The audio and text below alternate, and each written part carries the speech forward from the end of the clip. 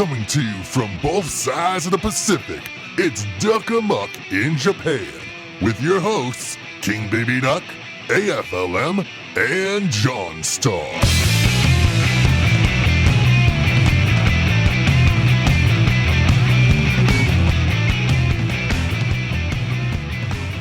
Ohio, Tokyo, and good evening, Boston. Welcome to episode 63 of Duck Amuck in Japan. Getting the boot. I am your King Baby Duck, Evan Borgo, Mr. Ikebukuro, and number one fan of Sanrio character, Big Challenges. Joining us as always is the creator of Solarian Sun, the king of all cat girls, and the hard man with harder opinions, AFLM. Hello. Hello. And we have the line block, the stupid awesome analyst, and the OG trainer son, JonStar. I'm playing Tetris. What version of Tetris are you playing today? I got classic Tetris, 1984 NES. Ah, okay. Can't beat it. 1984 NES. I could have sworn, like, in the movie, like, that's when, like, the computer version was. Like, this, what, didn't, like, the NES version not come until, like, 87 or 88? Well, the movie was more about them bringing it to the Game Boy, which was 89. Correct. Yeah. It's George Orwell's 1984 Tetris. Yeah. I can look up some dates. I know it's 1980s. I know it's the 1980s. But maybe my dates are off. Yeah, it's okay. It's okay.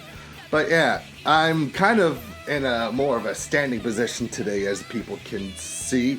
There's actually a really good reason why I do not have my gamer chair with me, as well as a few other things. But we'll get to that much later today. But you know, it's sometimes really nice to actually do a show where you're standing. I'm the kind of guy who, like, really thinks better when I'm on the move. I don't know if you guys are the same way.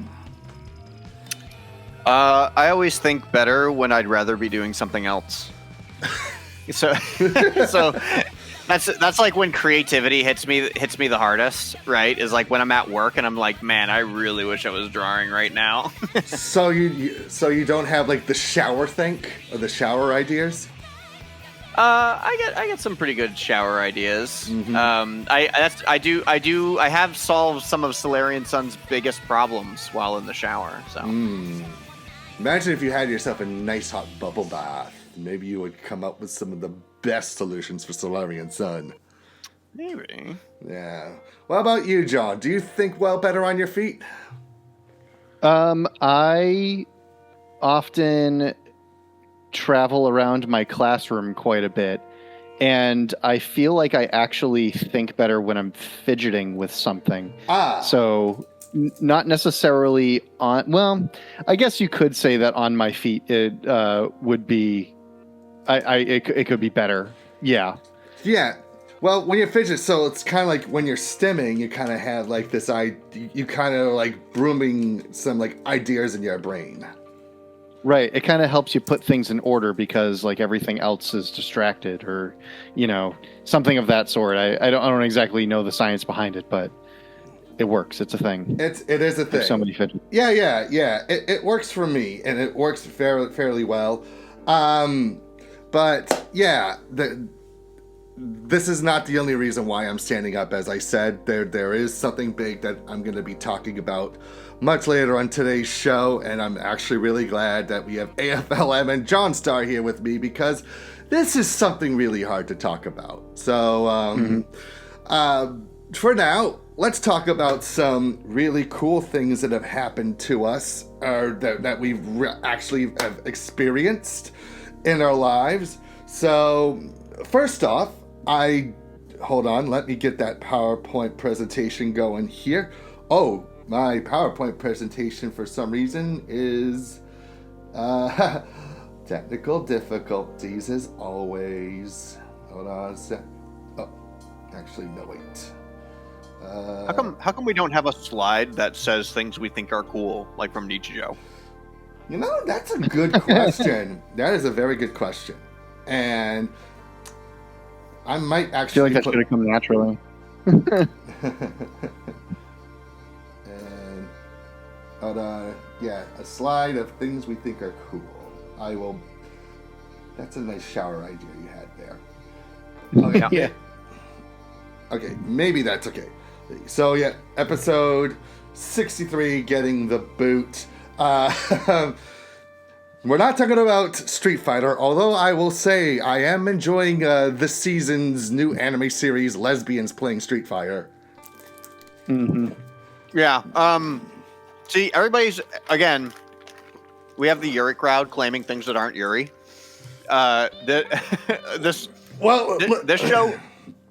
This show is making fun of the Yuri genre, Kind of. and I'm really surprised nobody has picked up on this. Yeah. That this is a shoujo Yuri that turns into a seinen almost immediately in episode 1 when it goes off the rails and becomes unhinged, and is making fun of the Yuri genre as a whole, kind of the same way that Ouran High School Host Club made fun of the shoujo genre. Yeah. And in the same way that last year we had Rock is a Lady's Modesty. It did the same thing. Oh, yeah. Yeah, definitely. Because it kind of follows that trope of, oh, they're going to some private school, sometimes it's some non-denominational Christian private school, and in shows like that, they're always lesbians. But that's not the case here. There is, I will say, there's like 1 or 2 scenes that make you think it's going to happen. I think there's a scene where the 2 of them are in bed, and you're like, oh, I wonder if some magic's going to happen. No, they just go back to playing fighting games. Well, and it's also the idea that everybody is telling her, like, oh my gosh, you must be in love with her, and she's just like it's that immediate like, ew, no, we're playing fighting games kind of. So it's awesome. I do really love the show, though. I think I have to watch the last episode that came out again because I was really tired and I basically fell asleep during it, and I don't know what I missed. It's a good show. It's a very entertaining show, and it really shows a lot of love to what actually kind of happens a lot of these fighting game tournaments, especially now that they're at Evo Japan. Yeah, and I think that's really cool, and because this has obviously has license with Capcom, but I really enjoyed that when they arrived at Evo, they had all the other game properties that are present at Evo. Yeah, you had Guilty Gear. You had, I think I saw Mortal Kombat way in the back. Yeah, it's nice when an anime is able to actually make a realistic environment because they have the proper license to the things that they want to talk about. Right, they're not playing Street Fighter or like, yeah, they don't have to make something goofy. Yeah, you know, they don't Mortal Kombat. McRonald's. Something just fell. Okay, I'm okay. All right. Anyway, good show. No, actually, dude, last night we had such a heavy rainstorm where there was this one big roaring thunder that was so loud it shook the building and it knocked over a few things in my apartment. It was not an earthquake. I didn't even get an earthquake warning about it. Huh. Wow. Yeah, it's crazy. It's crazy. First off, I do have to give a really big shout out to a very good friend of mine. And that shout out is to my friend here. That is Oko Yu. He is the frontman and guitarist, vocalist for the band Pink Sorrow. I just realized that that's still not showing the whole picture. Let's see if I can get that to work. There we go. Perfect. Okay. But he is also the guitarist for the band Top Secret Man. Woohoo! So the other day, I reach out to him, seeing if he wants to hang out, but, you know, he's a musician, he's busy, he's actually recording a new album for his band Pink Sorrow, but then he's like, hey, come on by to the studio for a moment. I want you to try something for me. So Nice. I travel about an hour by train to get to the studio where he's recording the album. And I get there, greets me, gives me a big hug, he brings me into the studio, and he says, and he shows me, because he can't speak English, so he shows me by translation, can you say something like this in English? And I'm looking at it, and he says, we're about to enter the best summer of our lives, is what he wants me to say. And so I go, okay. So I type up in English and then translate to Japanese what I want to say, what I'll plan to say. I show him, he says, okay, it's great. The producer or recording engineer's there. He puts the headphones on my head, and he counts me down, 3, 2, 1, and I go, boys, the summer of our lives is upon us. Now we must march onward. One take, perfect. And so Amazing. I'm going to be featured on this Pink Sorrow album, and you're going to hear that in the intro of one of their songs. Oh, We hope. Yeah. Yeah, because that sounds awesome. Because things get, you know how like things get cut all the time, and you're like, oh, like my whole part got cut. But this is something that we have to listen to. You know? Yeah. He'll let me know when it's released. That's he awesome. really liked it. Yeah. So yeah, thank you to Okuyu. I don't know when the album's coming out, but hopefully either by the end of this year or maybe early next year. So you'll certainly see me posting about it when it does happen. That's amazing. You find yourself on the back of manga. Now you're going to be audio on, soundtracks. Yeah. Japanese rock album or pop punk album.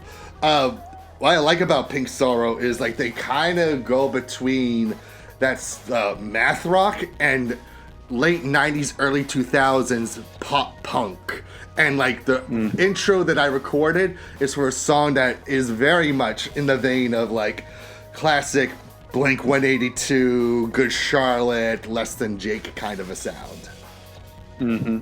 I like that you called that classic. Well, dude, think about it. Gotta listen to them classics. Yeah. Well, dude, almost 30 years have gone by. Dude, isn't this year the 30th anniversary of the Fury of the Aquabats?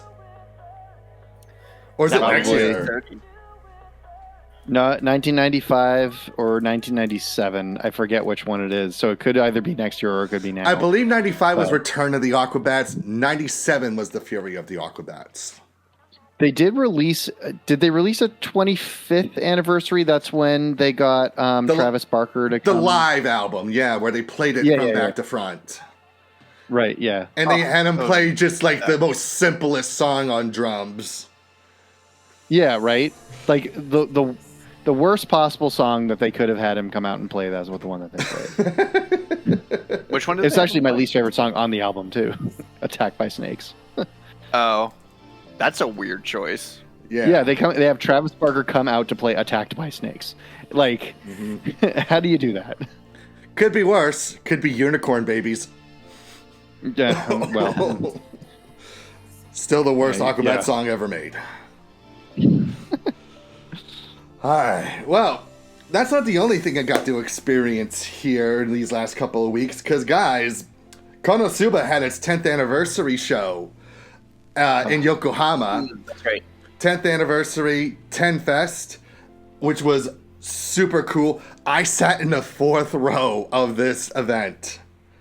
nice. Like, I could not believe it. And so this is the 10th anniversary of season 1, and they had the entire cast of KonoSuba there. So you had Jun Fukushima, who's Kazuma, Rie Takahashi, Megumin, Sora Amamiya, who's Aqua, Ai Kayano, who is Darkness. Just about everybody was there. For some reason, the voice of Wiz, Yui Horie, wasn't there, but she recorded a nice little intro in the beginning to like make up the excuse that, because Vanier, the guy with the mask, is making her work at the shop, she can't make it to the show. Ha ha ha. Ha ha ha ha ha. Yeah, I know. It's cuter when you watch it in person. It's so much more entertaining. So they introduce everybody actually comes out together. It's not like, ladies and gentlemen, it's Jun Fukushima and Rie. Like, everybody just comes out as a big group, which I think is kind of great because it just shows that this is the kind of anime where where everybody works because they're an ensemble. It's like right. Nobody's top bill. Nobody is top bill. I mean, we saw what happened when like they actually did the Megumin prequel anime series, and it wasn't that good because the others weren't there. 100%. Yeah, absolutely. Yeah, but so they come out, and the first thing they do is they talk about their show highlights, their favorite bits. So, like, of course, Kazuma, Jun Fukushima was talking about how he loved doing the first time he learned how to do steel from Chris, which, of course, is the very famous with the underwear and such. And then they showed Aqua's favorite part, which was, I believe it was the scene where they were playing rock, paper, scissors season 2 and Aqua just kept on losing. And like, it's the scene where just Kazuma just loses his shit in a way that's like, that's kind of mean, but at the same time, very funny. How in the world is it not her ultimate freak out where it goes into the pause menu for like 2 seconds? Oh my gosh. That whole segment is perfect. Like that has been memed out. So like even people use their OCs and use it as like profile icons for social media. It's so famous. That scene. Right, with her with the tongue out. That pause moment. But that whole segment where she's just like twitching and fragging her hair and everything like that whole scene is just so perfectly animated. I've got a question real quick. Yes. Why is Joachim Broden on stage? I actually made that joke on Twitter.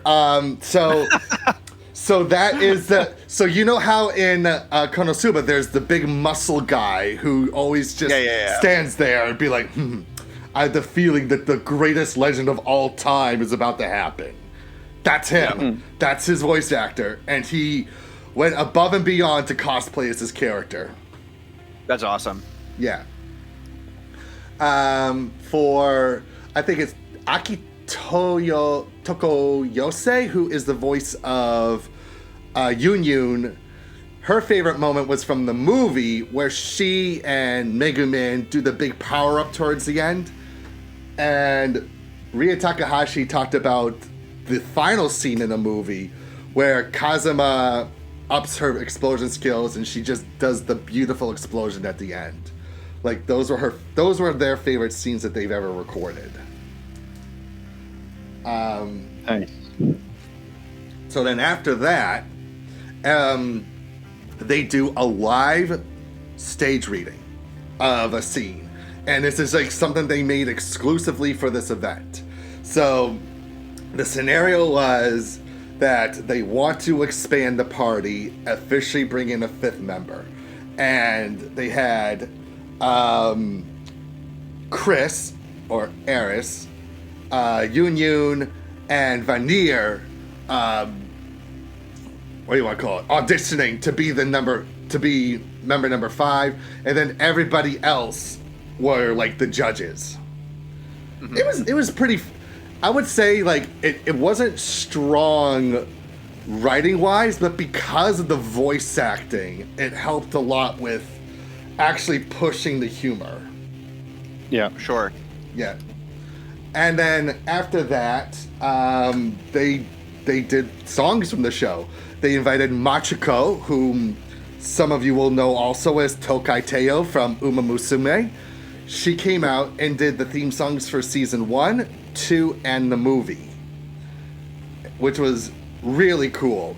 And then they brought back out Sora Amamiya, Rie Takahashi, and Ai Kayano, and the three of them did the end themes for seasons 1, 2, and the movie. Excellent. It was really cool. It was a great event. Like, just watching them perform the theme songs alone was like worth the price of admission. Mm-hmm. And so I'll show you one of the things that I did get. So they were selling, I don't know if you can see like the different colors. So each color actually represents a character. That's so cool. So like, of course, so green is Kazuma, blue is Aqua, red is Megumin, yellow is Darkness. Yeah. And I also had bought they had a little Chomusuke there too that I bought. That said KonoSuba 10th anniversary event. It was fun. It was such a blast. This was so much better than when I went and saw the Penny and Stocking live show, where it was basically just a talk show. And it was kind of disappointing. This, like, they know that the fan base is popular. Dude, like, people of all ages were there. Like, people as old as their 80s to, like, kids that are, like, 4 or 5 years old were at this event. Like, just enjoying themselves. It was so cool just to see just how wide of an audience KonoSuba really is. That's awesome. Yeah. So that does sound like it would just be a really fun. I don't see how that event could be bad in any way. No. Yeah, I think that's great. It was awesome. Absolutely highly recommend it. And of course, they ended the whole thing with the season 4 announcement. And season 4 is coming next year. And knowing the material that's coming, we're in for some really funny stuff. We're like, because I've read all the light novels. Like, I know what happens. And now I get to finally see it animated. So that makes me really happy. All right. Good. So, yeah. Great times, good times, good times. And yeah, there's the little thing that they showed at the end, the teaser for season 4. Yeah, the key visual. Yeah. It's very dark. Like, it's kind of like a darker, sadder visual, it seems like. Yeah, but remember, this is KonoSuba. This is just like, pulling your leg sort of a thing. Like I said, because I've read it. It has very, like, Mushoku Tensei vibes in a way, or like, you know, something like that for an isekai. Well, like, Mushoku Tensei is the thing that really kicked off this whole isekai craze. Even though it wasn't the first one to be animated, it was the first to really get super popular last decade, and it's what made more people want to write isekai stories. I think that still goes to Sword Art Online, in my opinion. Well, I wouldn't count Would you count Sword Art Online as isekai? Because no, I think Sword Art Online is a lit RPG, but not an isekai. Mm-hmm. It's actually even barely a lit RPG because when they leave back into the real world, then it's no longer RPG. Right. No, I agree. No, right. I agree. I'm just saying, after that show, there were a lot of light novels that were lit RPGs that suddenly came out of nowhere. Yeah, and isekai. Yeah. All right. Well, I know you, Andrew, have had quite a successful weekend. You were here at Fan Expo Boston. I was. Rubbing elbows with Danny Glover and some guy from Lost and that one blonde dude from Buffy and this camel guy? I don't know. Is that a camel? No. Oh, it's Dogpool. Dog pool. Yeah, dog pool. Mm-hmm. So, yeah, you had quite a set. Yeah, look at this. 4 years ago. Yeah, I want to kick it off with a, because this came up on my Facebook feed right before we were doing this show, and I was like, oh, I got to include this because the surreal change is crazy. Like, so this is my first table ever, right? Mm-hmm. Ever. There's nothing before, there's nothing after this. This is my first like dive into like the deep end of, all right, I guess we're trying conventions, and everybody said I did really well, you know, for a first time. But this is all I had, and the transition is going to be insane. Like I kept flipping back and forth between like, all right, 4 years ago now, 4 years ago now, and just seeing what the growth looked like. So just prepare yourself for my brand new table. Go ahead. All right. Cheeseburger. It's jarring. Yeah. Because you've got the cutout. Yeah, and that's my new Rain Standy. She's my girl. I love her to death. So even if people didn't like her at the table, I still have her in my room. She's mine forever, which is awesome. Because it is really cool. And the funny thing is too, is some of those postcards and the corkboard is almost exactly the same as I had from that first year. But because I ran out of space, I am out of space. There's no open space at all for new books. So I had to go vertical, right? So that's why I got the vertical accordion stands, which I think were insanely successful. Yes, I agree. Yeah, eye-catching. Plus, I have the new shelving behind me that keeps all my stock on there, and I get to put the books on top of those. I have a 3-foot table that now holds the Solarian Sun sign. And then, you know, the prints up front are super eye-catching because when I color with lots of saturated colors. I'm a high contrast, high saturation kind of fella. Because I used to do cyberpunk artwork, so it was very neon in nature, and I do that with my fantasy artwork as well, because high contrast colors are awesome, and so people really get their eye caught on those paintings that I have up front. So the other thing that happened this weekend that I don't have included in a slide is we were included. So Jonathan and I have made lots of friends, lots of connections, and lots of friends in the convention scene throughout our years, and to the point where we see a lot of them outside of conventions, and we actually just hang out. Actually, this weekend we're going up to AAC, another anime con in Manchester, New Hampshire, and we're going to meet up with a group of convention friends and just go and have a good time with them because neither of us are working. Cool. So. Yeah, so that'll be fun going to an anime con because we haven't done anime in forever.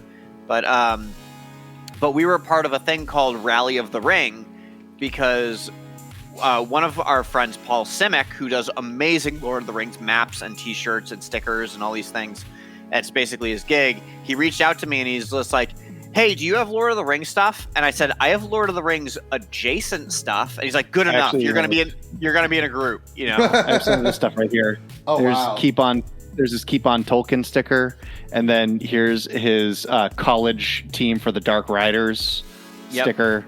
He's got really cool stuff like this. I actually was wearing one of his shirts earlier, but I got all sweaty. It was the it says Gandalf at the top of it, and then it's him like this, and it's a parody of the Led Zeppelin album. Nice. Yeah, of like the Fallen Angel, but it's Gandalf. It's got great stuff. And so we were in as a part of that. So a lot of people were coming to our table to either in order to get a signature, you had to follow on social media or buy a product, and then if you got everybody's signature at all of the tables throughout the weekend, then you get a goodie bag prize, which they were supposed to collect my goodie bag prize, but they never did. So, oops, sorry. I guess we'll have to figure that out.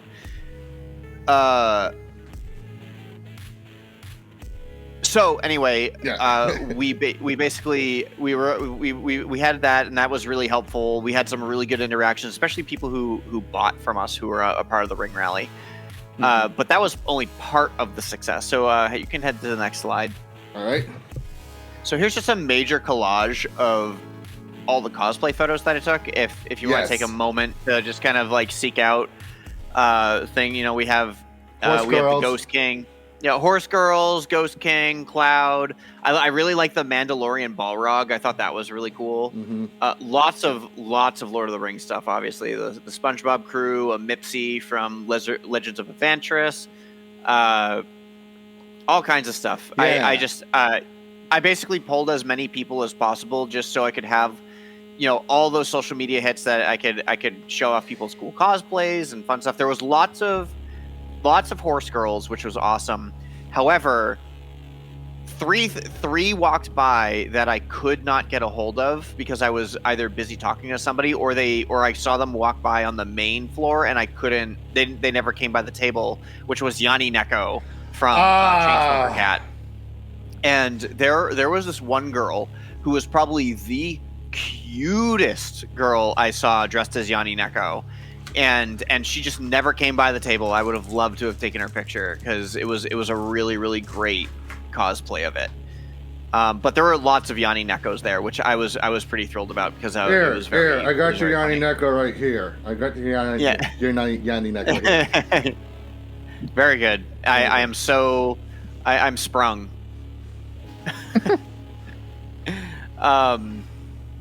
But yeah, so that was fun.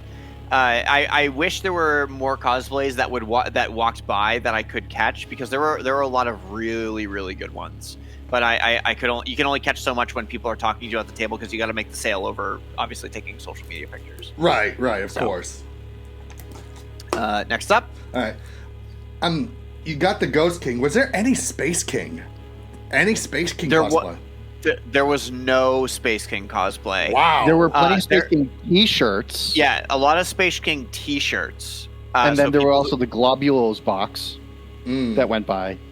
Oh yeah, somebody actually had the cereal box of Killmonger's Globulos. Nice. So yeah, so there are people who donated to Tom and Don there, but no people dressed as Space King there. It's a little disappointing, but hey, new episode coming in just a couple weeks.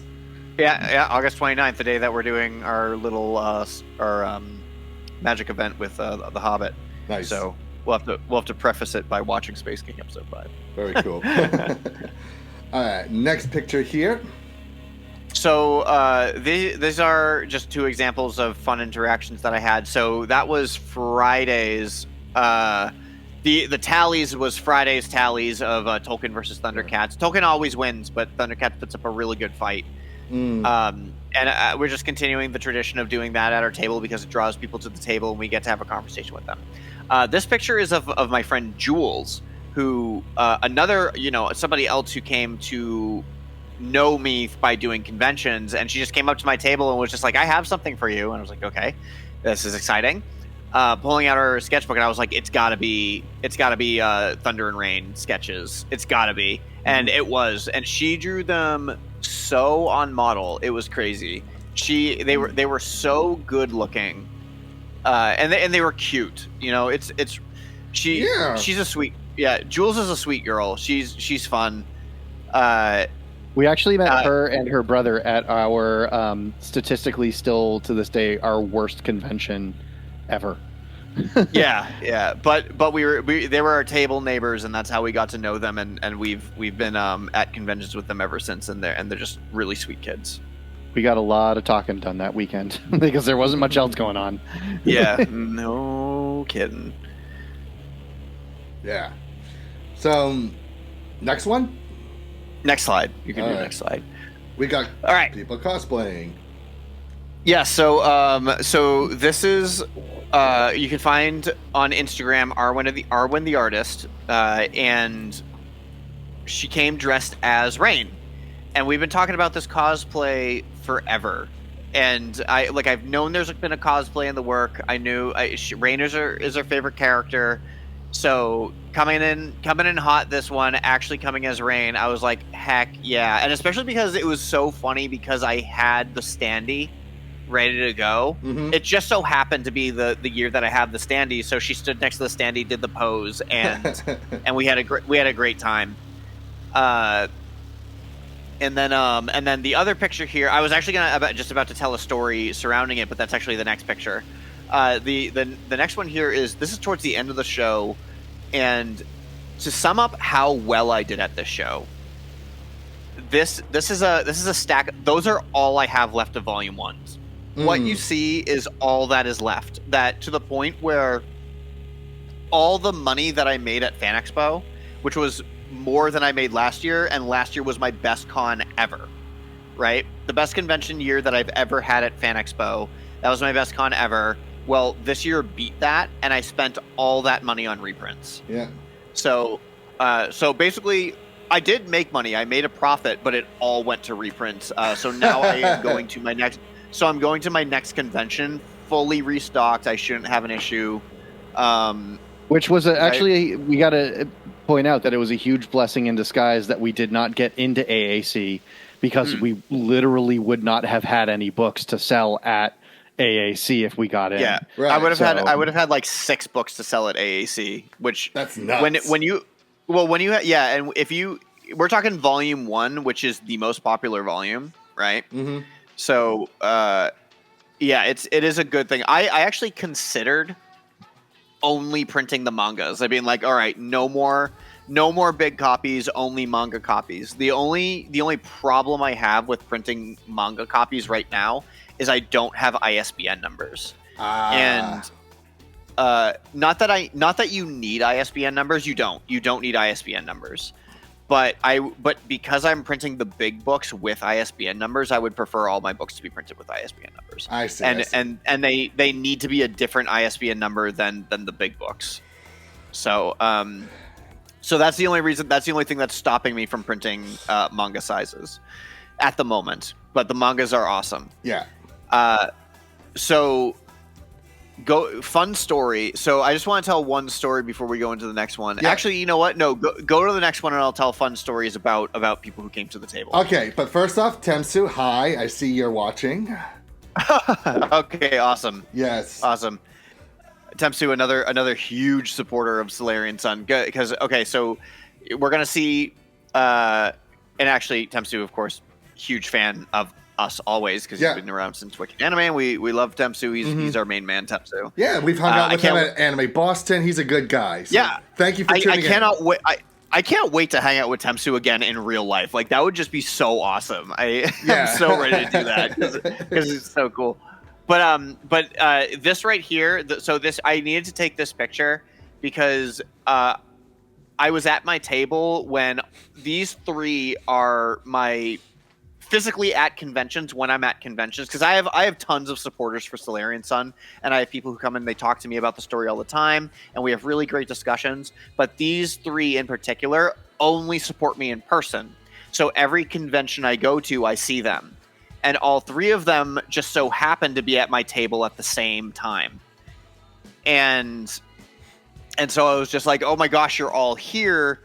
I have to, please let me take a picture with you guys. And I took a picture of them, not with them. But but it's so well represented. So the big fella on there, I don't know if I'm allowed to say their real names, because I don't know if that would be doxing them or not. Nah, don't, just in case. Yeah. So the big fella, he found me year 1 that I was doing this. Same with Arwen.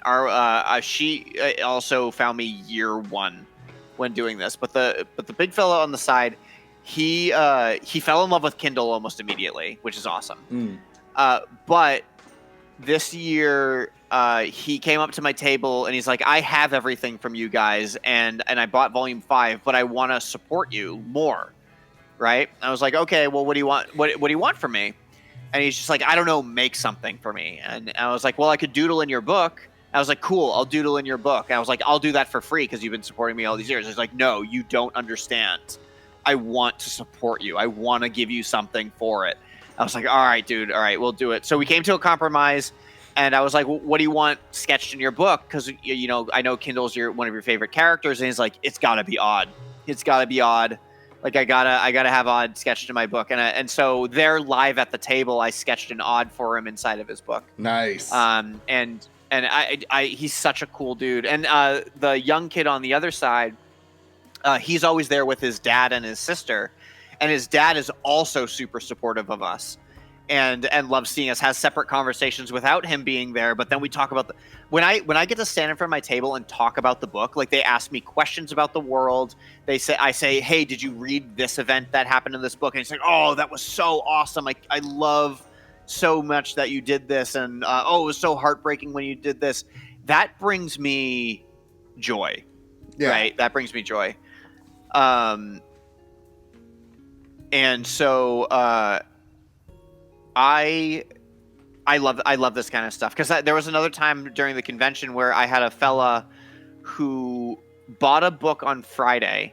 His name was Sydney. I bought a book on Friday, or he bought a book on Friday. He bought number 1, and then he came back on Sunday holding the book and a notebook, and the notebook was filled with questions that he had about the world, and so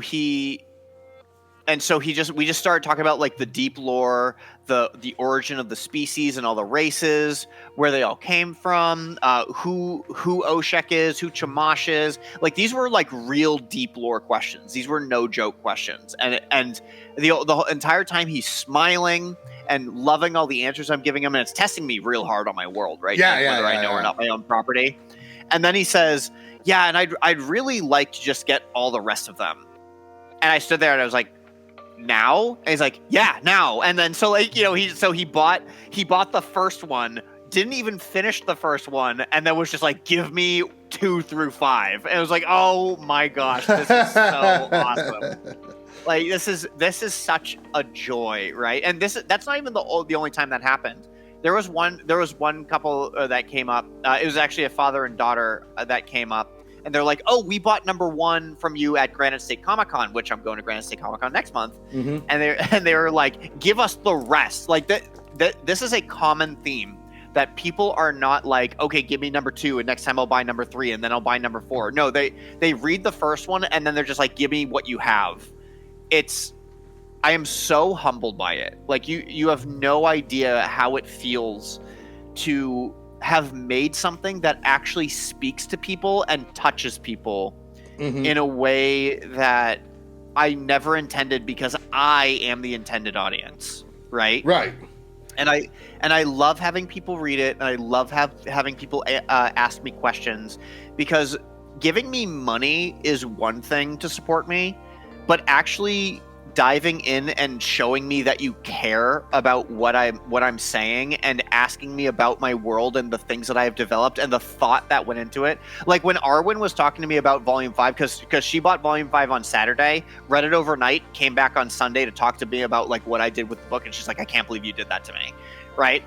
And then because she read that book, I was able to spill like some of the biggest secrets I've been keeping in my back pocket, that like people, I can say it on the show because it's not really a big spoiler, right? But in book 5, one of the things that we talked about was, I was like, have you ever heard Shadow or seen Shadow say anyone else's name? And she's like, I don't know, has he? And I was like, nope.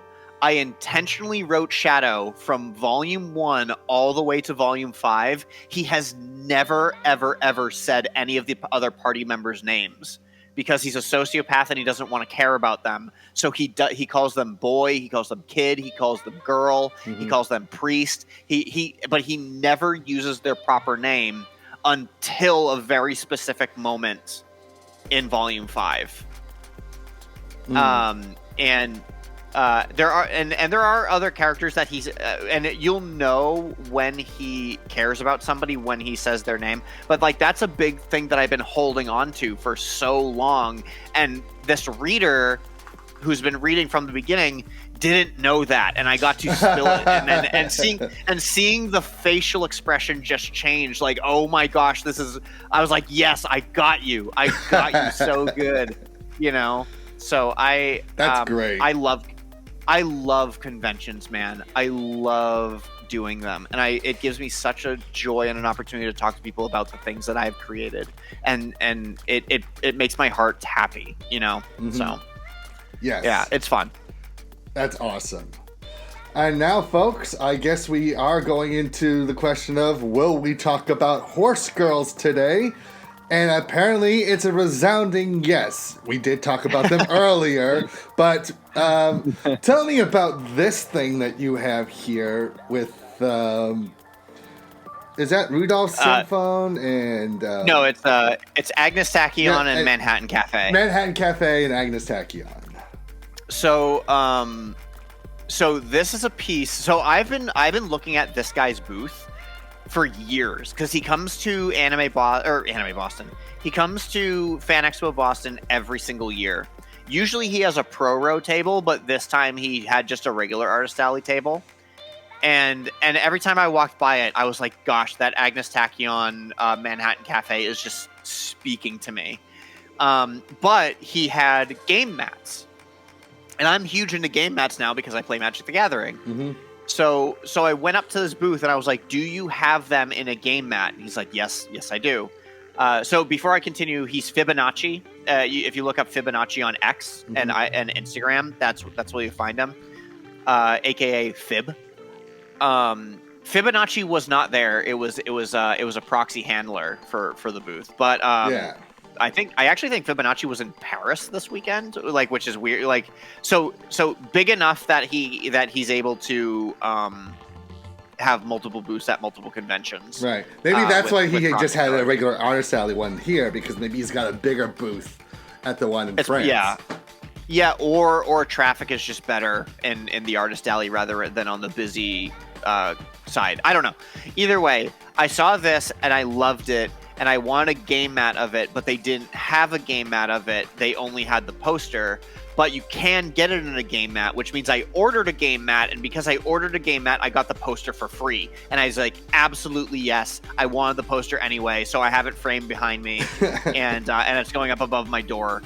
Because I love this Agnes Tachyon. I also love Manhattan Cafe, but that look on Agnes Tachyon's face just ripped me. So way to go, Fibonacci. You are awesome. I love your artwork, and this is phenomenal. I can't wait to get my game mat. All right, very cool. And of course, you just had to add to your figurine collection. So this was my biggest sin over the weekend possible, because because this is pre-show. The show has not even started yet, and I've already spent all my money. Oh my god! Because I walked up to this booth that was selling anime figurines, and I was like, oh cool, there's a Mirko. Yeah, and I bought a new Mirko figurine. Very cool. I love it. She's great.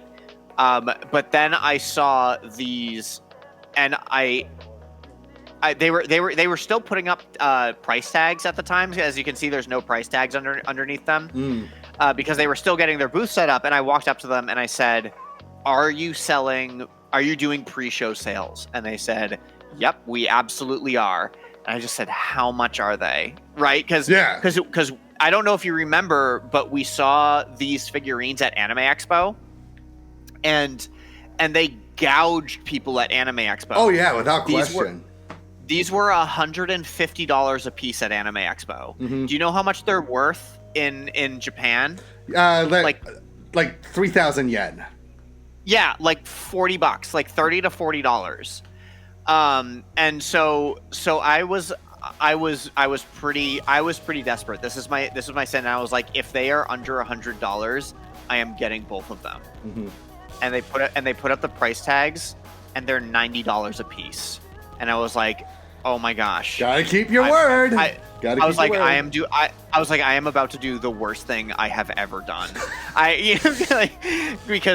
Because I spent like $200 before I made any money at the show, right?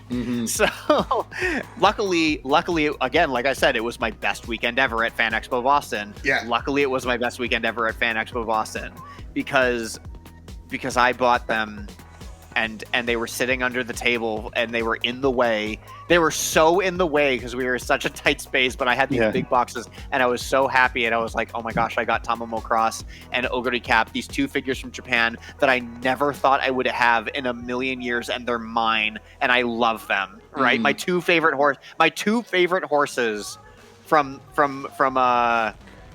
Umasume. Yeah. Like they're mine, right? So it was a great buy, and this is still me. This is the current me of you can't buy more figurines, you can't buy more figurines, you can't buy more figurines. And here I go, I'm going to an anime convention over the weekend, and I know I'm gonna buy more figurines. And I'm looking out for Frieren, and I'm looking out for Horse Girls, and I'm looking out for Mirko, and I'm looking out for Yoruichi. Those are the 4 things I'm looking for. Right. Yes. So. Remember, keep in mind, better the figurines than drugs. Actually, I'll point out just what I'm in the market for now, too. I made one purchase over the entire weekend as well, and I wanted to point them out here because they're really special to me.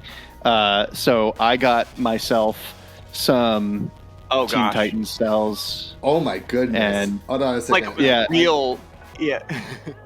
Yeah, so I got myself a Slade, and then I also got a Raven. It's the only Raven that they had. Oh my gosh! And it's so both of them are from season 4, which is the quintessential season for Teen Titans. Yeah, and so I got I'm actually like, I feel like I'm starting that trend now that I've broken the seal on that, and I have an expendable income, and I'm an adult, and I can buy my own insurance and everything. That's going to be my new thing, is that now I'm going to start looking for anime cells and animation now that we're going to another anime con. Yeah. Well, me, I have already got animation cells up in my room, and actually still tons packed away that haven't even been framed yet, right? So I mean, it's a great. I think if you're going to be a collector and an appreciator of animation, especially somebody in my position, why own mass-produced products when you can own a piece of the show? Yeah, it's a one of one. So, right. And you own it. So that's how the game works. And I think it works in that favor. Yeah, it does feel good to own, because you are owning a piece of the thing that you love. Is there? I'm sorry, I can't see the chat. Is there any chatter happening over on the chat? Just Temsu saying, "I'm a good guy." Woohoo! You are Temsu. Yeah, it's so true. So that was the full. Even though we went into Horse Girls to do this, that was still part of the Fan Expo experience, because I fell in love with. I found some of my holy grails of Horse Girl figurines, and I couldn't let them go, so I didn't. Very nice. What a great show! What a great show! Yep. Temsu says fantastic finds. So yeah, I couldn't agree more. So, your next convention, you said, is Granite State Comic Con? It is Granite State Comic Con, yeah, at the end of September. Very cool, very cool. All right. Now, John, you've become quite the man of the world. Yes. Yes, you have taken quite the trip these last couple weeks. I went to Ireland. Hi! You went to Ireland, you say? So this is a picture of our travel group.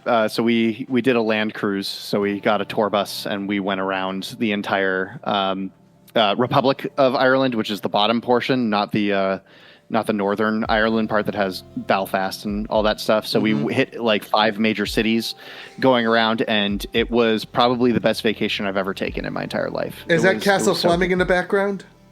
No. Castle Fleming is in Scotland, and it's a pile of rocks like that big. But it's funny that you did say that, though, because as a matter of fact, we found, so there's the Fleming tartan in Scotland, where you can buy the clan colors for the kilt, which someday I hope to own, maybe. But also in Ireland, the Irish version of the clan Fleming has its own cable knit sweater design. And so Christine is actually knitting the Fleming pattern right now. Very nice. Yeah, it's actually really cool. I didn't know it was a thing, but yeah, it's cool to have both Irish and Scottish as my clan name, And then once you get both, you gotta just rock it at it like conventions and just have the pride of the Flemings. It'd be funny to be wearing a kilt with a cable knit sweater. Actually, Jonathan, did you check to see if there was the McCall? Did you check to see if there was the McAllisters at all when you were there? I did not. Here's the Fleming pattern. This is what cool. Christine is knitting right now. Yeah. Excellent. Yeah, because I think that's some of the maybe the McAllisters are just Scottish. I can't remember. We'd have to look that up because we're really only familiar with the Fleming lore. Because so the Flemings came from Flanders, the land of the Flanders, which is a part of France. And then they became the Flemish. So the Flemish came from Flanders, and they when they moved to the islands of the UK, they settled in Scotland and Ireland. So yeah, one thing that I found was really funny though was that we found a map of where all of the names of the clans were established, and the Fleming name was established in a city called Cork. And Cork was the absolute worst city that we stopped in on the trip. But which I am totally happy to say, just in a way listen, you worked your way through the slop to get to where you were at today. Yeah. And mind you, every place that we went in Ireland was beautiful. It was safe. It was gorgeous. It's just that everybody liked Cork the least. So, but it was a lot of fun. God, don't you say that about my hometown? This is my place, man. Stop saying such bad things about it. It's my home too. I can say things about it apparently. But yeah, it was such a great time spending 10 days with this wonderful group of people from so many different walks of life, so many different places in the world. We had people from Australia, we had people from France, we had people from Connecticut. So it was all over. Really great, really awesome. Nice. All right, next slide. All right. I took this photo. This was one of the first places that we stopped, which is I feel like it doesn't get more Irish than this scenery right here. And I got to be honest with you, the photo does not do it justice. I mean, all that's missing is Colin Farrell and Brendan, what's his name? From Gleeson, yeah. Brendan Gleeson just saying the F word over and over again, and boom, it's perfect. What's funny is we were talking, our bus driver, his name was Noel, who was a 60-something-year-old bus driver who had been doing these tours for 40 years. Yes. He absolutely hated the Banshees of Inisherin. He was like, it's the stupidest movie I've ever seen in my entire life. However, he loved In Bruges. He was In Bruges is a fantastic film. Yeah, but it's the most quotable movie. But I love the Banshees. I went to the movie theater and saw the Banshees of Inisherin. It was me and one other person in that theater. I watched it on the way home. Actually, it was on our flight, so I watched it on the way home. Thunk. I loved it. I really like it. But I feel like he was not the kind of person who just enjoys the bizarre kind of dialogue that Martin McDonagh has. Yeah. And I was ready for it. So, but anyways, so this was a great castle. The story behind this is that the Lord of the Manor bought this property as a wedding gift to his wife. And I don't understood why she married him, because it was just gorgeous there. And there's a mile walk that you can take, and the grave sites of the Lord and Lady of the Manor are there on the site, along with a great grandchild or something like that too. Yeah. Oh, okay. Next slide. It's Hogwarts. We went to go see the Book of Kells in this place, which was for those who don't know, it's like the early monks of Ireland recreated the first 4 books of the Gospels. Yes. And there's the movie, The Secret of Kells, which is a fantastic film. Absolutely. So this is the library that it's stored in. And it's not in this room. The Book of Kells is actually the room below this, in its own room, like temperature controlled, and it's hand drawn, like everything in it, and like the reason why the book is so amazing in the first place, because nobody had that kind of foresight for imagination up until like the artwork that they saw inside of the Book of Kells. And like but the book is fantastic too, because like the on the footnotes of the pages, there's also monks who write like, "Can I please be done with this?" and like all like these things inside of the book that are just fantastic, like wonderful. And so this is called the Long Room, which is the library that has like a whole bunch of different printings of like Gulliver's, like the original Gulliver's Travels in it and everything like that. And it's so great. Next up in the slideshow, we went to go see the Ring of Kerry, which actually I don't have pictures of, but this was for the Cliffs of Moher. And if you go to the next slide, this is what the Cliffs of Moher actually looked like on the day that we were there. So majestic, so beautiful. And yeah, it just did not, that was the only day, it was the only day on our 10-day trip that looked like this. Every other day was spotless and clear. So when we did like the Ring of Kerry and when we did the castle tours and everything like that, the skies were blue. There was no rain.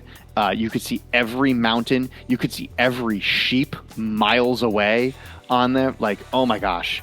We got to see like a sheepdog herder do, like, he had a thing where like you could watch him herd dogs, and like he taught you how he did it and everything like that, and how he trained his dogs. Nice. And everything. Oh, so many cool things. Next slide. All right. And then we also just like, we went to, great villages and pubs. We saw trad music, so traditional Irish music and everything like that. And then I had to add this on the end, the Yeats water, the WB Yeats water. So for those who don't know, Yeats is like the most famous writer out of Ireland. Yeah. And like they put Yeats onto water bottles in the same way that we put Michael Jordan onto Gatorade. And so like everything is just like, you want some Yeats water? It's going to quench your thirst. Yeah. Like, You drink it, it's like, that is still water. And so, that's great. But like, so anyways, all of this to be said that it was a fantastic trip. But the thing that I was going to point out, and because it's in the Will We Talk About Horse Girls section, is because we saw horses. So cute. We saw horses on this trip. And so we actually, I will, saying that we saw horses is the nice way of putting it. We went to a stud breeding farm. And our trip led to me learning more than I ever wanted to know about where horse girls came from.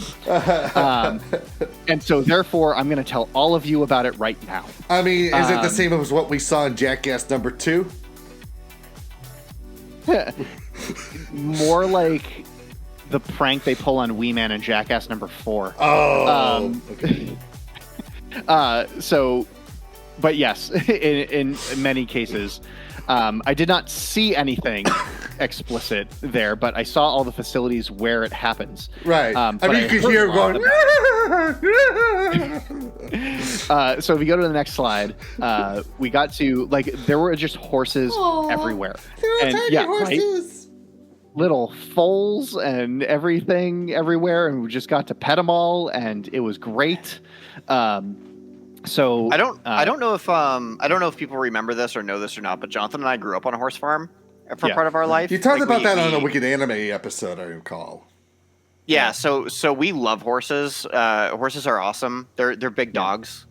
A deep love for them. Yeah, and like these horses were out in the middle of the field, so you see in the background there how far away those horses are. That's how far these two horses were, and then like a bunch of people came walking up to the fence, and so they were just like, "Okay, I'm gonna go meet these people."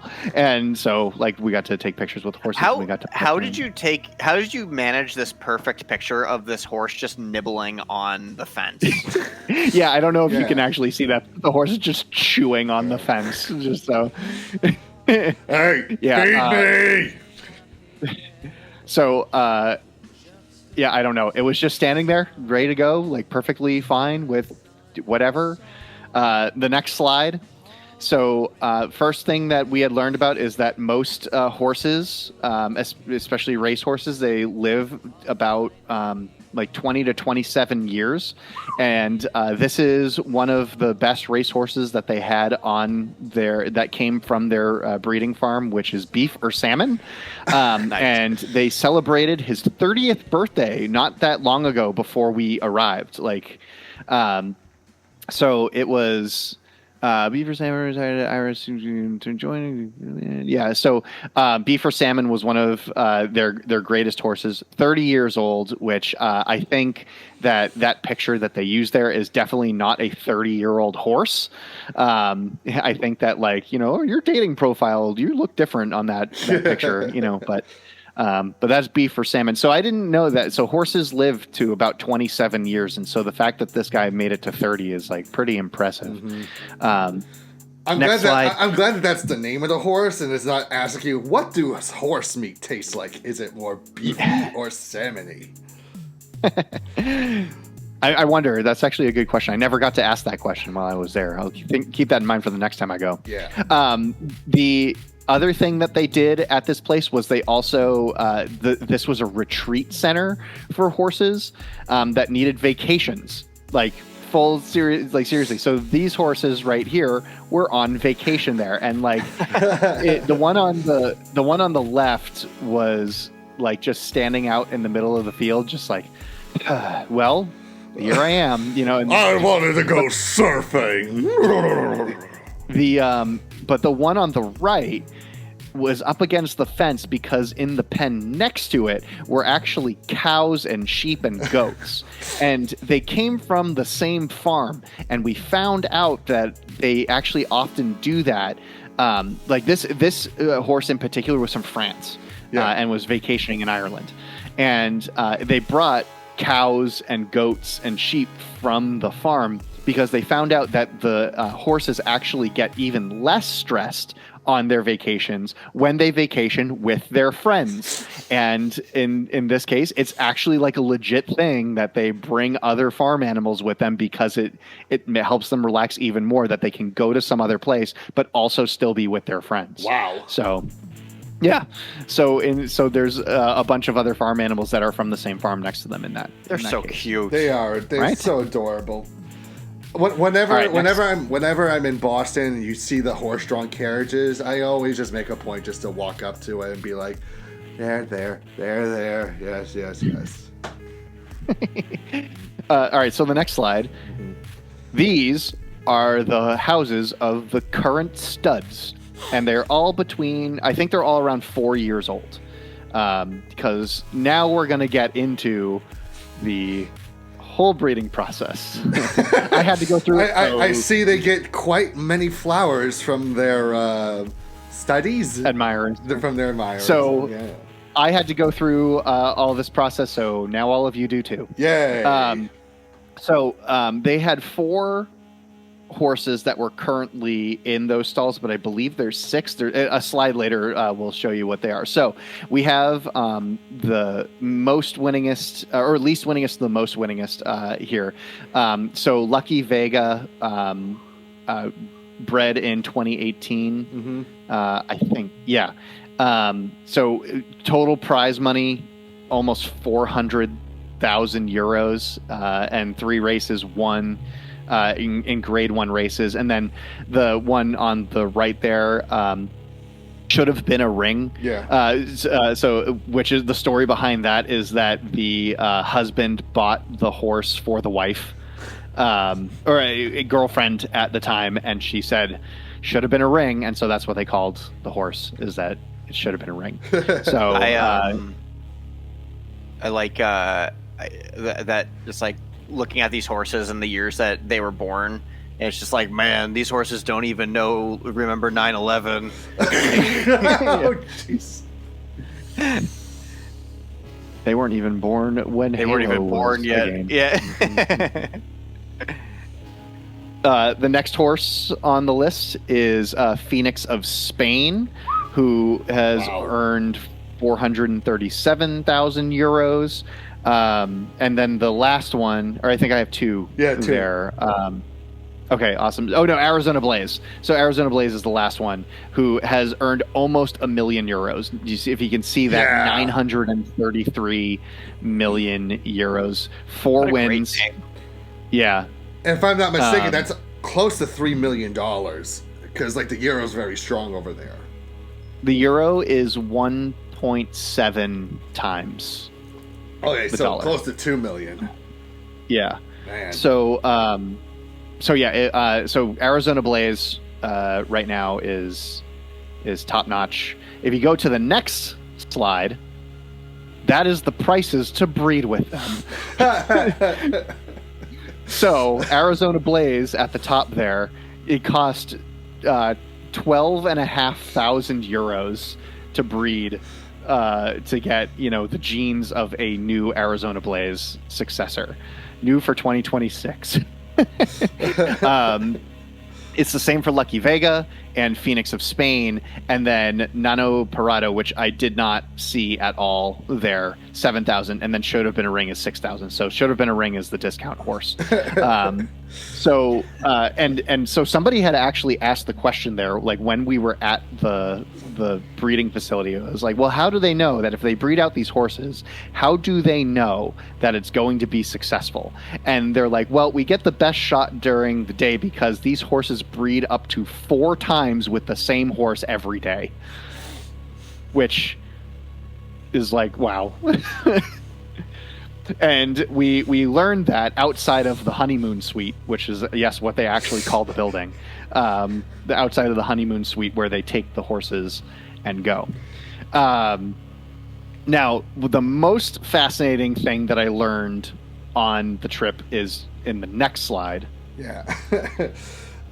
There are so many jokes I can make about this that I'm sure you could. Yeah. So this is Jocko.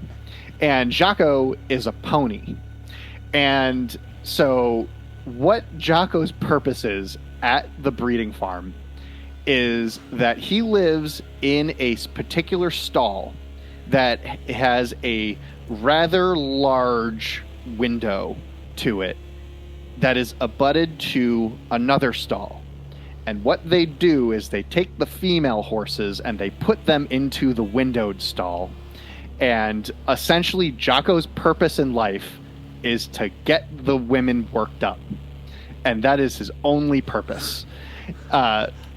So the ponies on the farm are like the Italian, swooning horses that are just like, hello, come with me, just like that. And then so much so that they said that the female pens that hold the horses are padded on the walls because they get so worked up that they start kicking and booting, and like they could actually like physically break down the doors if they possibly could.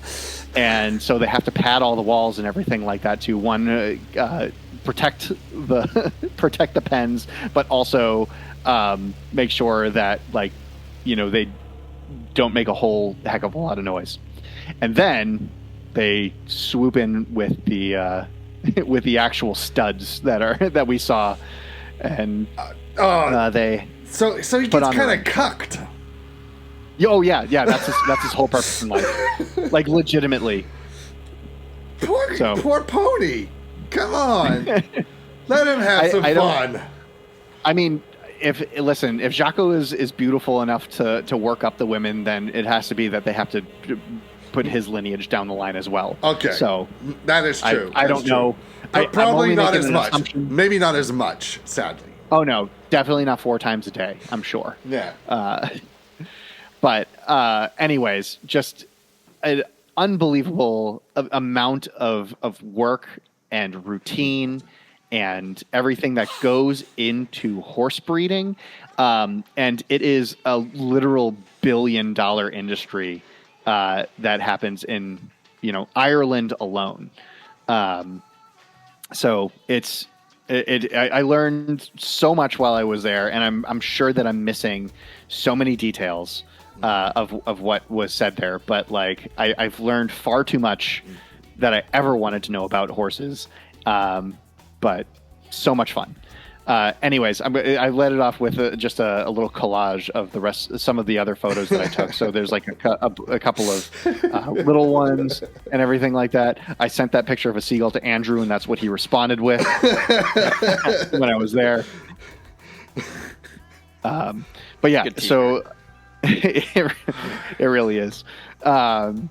But yeah, just so many horses coming up, and like you just pet them like big dogs and everything like that, and it was maybe not like the most, I don't know, like it was definitely one of the most factual and interesting places that we stopped on the trip. Even though when you don't necessarily think of Ireland, you think of let's just go to a horse farm, but it turned out that there was so many interesting things there. And of course, like my entire time I'm like this weeb singing Umapoy in my head as I'm walking around this farm.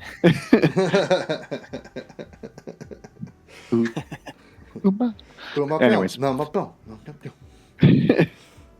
so So that is us talking about horse girls. But actual horses that are female and some males. Yep. Very cool. Sounds like you had a heck of a trip. It sounds like you had a blast. It was a wonderful trip. Yeah. It was so good, and I will happily go back. Yeah. Great job. Okay. So... Yeah. Now I have to talk about my thing. Now I have. Who wants to go to Japan? I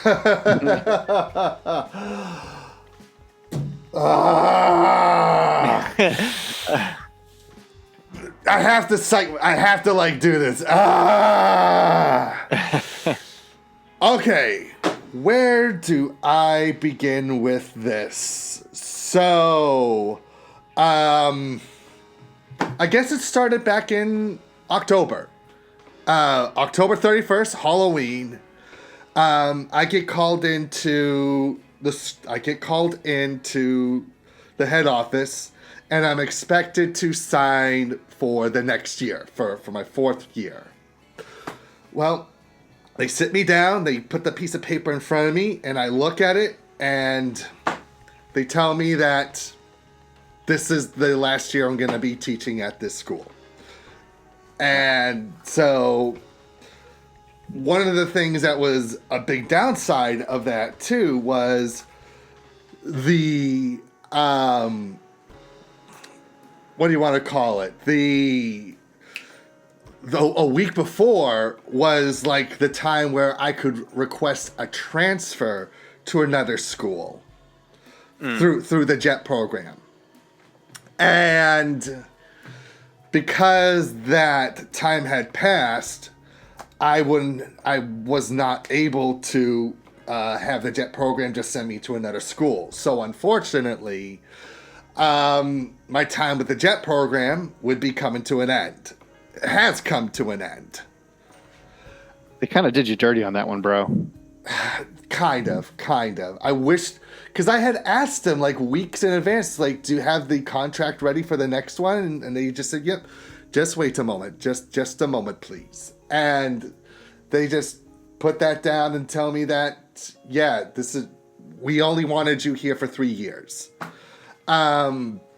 So, that I took that really hard and, talked to people and got some really good advice from friends and other teachers, and said that even though that I wouldn't be able to be teaching at this school anymore, they would still have my back and would help me along the way if I needed to. So naturally, I hit the ground running and just start sending my resume out to everywhere. Like from November all the way up to last month in July, just sending my resume everywhere as much as I could. And like, I must have submitted to 200 different places, 200 different schools and ALT companies and all these other sorts of places. The good news is there are 2 ALT companies that do want to hire me. The problem is placement. And what that means is a lot of the places that these ALT companies are looking to send teachers to are the countryside, the Inaka areas of Japan. And when you live there, you are required to drive. I haven't been behind the wheel in 16 years. I haven't even driven by myself before. So that was a situation that I couldn't do. Like, I couldn't go to the countryside because I wasn't prepared to live in that area. I needed more experience behind the wheel. And, you know, I still kept on looking, and unfortunately, the time had passed, visa expired, and I have to go back to Boston next week. So, yeah, I am, as you can see here, my apartment is completely bare, no more posters. You notice I don't even have my gay Kappa son hanging off of my mic. He is already in Boston. I actually sent all my plushies and figurines back to Boston, which they are either already there or making their way there. And you know, there's only one little guy here who is helping to give me enough strength and power during this show. I have my little puppet Soon that I got from the post office when I sent my third and final package. What? So yeah, my time here in Japan, for now, is coming to an end. With that being said, there are plans to return. There are companies that want to hire me. I just need to have more experience behind the wheel before I can actually apply for some of those places. Which is why when I do come back to Boston, one of the first things I'm gonna do is sign up for driver refresher courses and just get the anxiety out of my system and learn how to properly drive. So long as I keep telling myself, this is for Japan, this is to be in the place that makes me feel like the best version of myself. If I overcome this, I can get there. Driving in the Japanese countryside will probably be really easy too. Yeah, it is. So when I went to Aomori, and I didn't talk about my Aomori trip because it ended with a breakup. Cool. Yeah.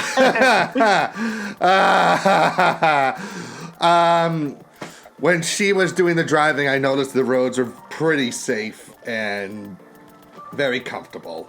Yeah. That's why I didn't talk about Aomori, because I'm still very bitter about what happened at the end. Yeah. So I'm hoping that with enough driving skills under my belt, hopefully my goal is to be back here for the start of the next spring semester, spring 2027, for whatever school would want to hire me, or for wherever the ALT company wants to send me. Yeah, that sounds good. So you are hired or like in talks with an ALT company, So and you just reach back out to them once you are ready to go? So how it works is they will have placement for me. It's just up to my abilities as to where I could go.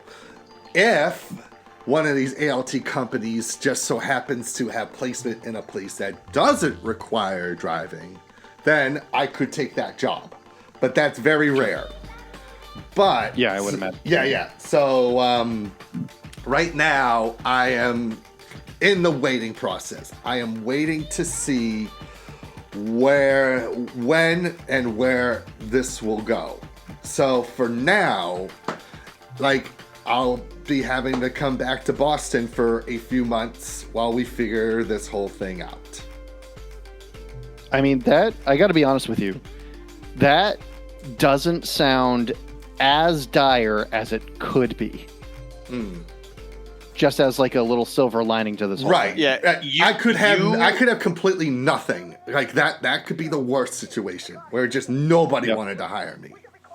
You do have to keep up with them though. Like, you make sure they do not forget about you. Of course. Like I told them that I would keep in touch. I'm part of the Google Classroom for one of the ALT companies, so I will be checking in on those locations whenever they post about it. So yeah, they will not forget about me. Cuz yeah, they have my contact. They want to stay in contact with me. It's just gotta find that placement. So right now I am kind of like almost in full preparations to hop on the plane back to Boston on next Friday, actually. So 1 week from today. Wow. Yeah, you have to miss AAC. Well, I could help out with Granite State. Granite State, we probably wouldn't be able to fit you behind the table. Okay. But Wicked Comic Con, we'd probably be able to fit you behind the table. Okay, sounds good. So, but we'll talk about it. yeah, absolutely.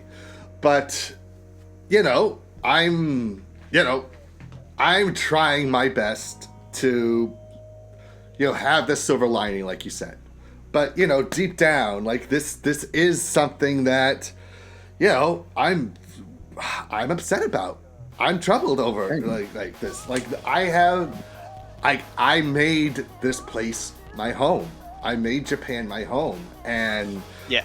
I made so many great connections, made so many friends here, and I'm like leaving behind like this lifestyle where just every day I'm going on a new adventure, or just every day I'm just enjoying myself and my surroundings. And This is a little hiccup in the plan. It's just a hiccup. Yeah. And I'm talking to people about it. I'm explaining the situation. And one of the big reasons that I love being here, outside of my love for the culture, be it traditional or pop culture, is the way this country makes me feel here. And I'm talking about, physically and emotionally. So I have talked a lot about being on the autism spectrum. Here, maybe I brought it up on Wicked Anime. I've brought it up on various past episodes of No Borders, No Race and the original Bosch the Bash Brigade podcast show. So one of the things that is still something that I deal with is what's known as sensory overload. And sensory overload is basically when all of my senses, sight, sound, smell, taste, and touch, are more amplified than they are than the average person. So if I was to say maybe 3 to 4 times more amplified than the average person. So if something smells good, then something smells really good to me. If something smells bad, then I can't even be in that room at all whatsoever. I maybe even can't even be in the building because I can't deal with it. But this was always something that, like, you know, years and years and years of like building up a tolerance where I could just walk around Boston so long as I'm maybe wearing like headphones, playing music, or wearing sunglasses. Because even like in Boston, like even on cloudy days, like the brightness of the clouds for some reason bothers me. So I'm bringing this up because here in Japan, I don't have sensory overload. Nothing here bothers me. I don't wear sunglasses at all when I'm here. I do not wear headphones at all. Everything here, I don't know if it's because the buildings are like earthquake proof, so like maybe like the sound doesn't bounce off the buildings like they do in Boston, but like there's something about the way things work here. There's something about the environment where I am not dealing with a physical and emotional pain like I would when I am in Boston or any place in America, to be honest with you.